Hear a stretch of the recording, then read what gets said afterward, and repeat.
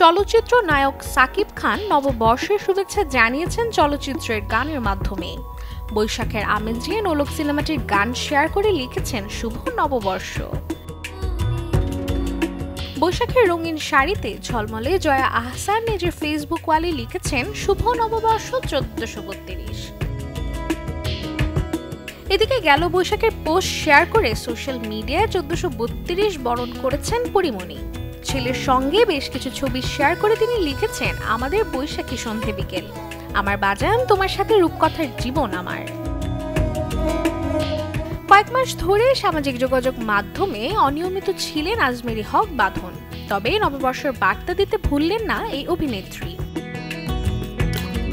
নিজের ফেসবুক ওয়ালে তিনি নববর্ষের শুভেচ্ছা জানিয়ে লিখেছেন, হ্যালো পৃথিবী, শুভ নববর্ষ।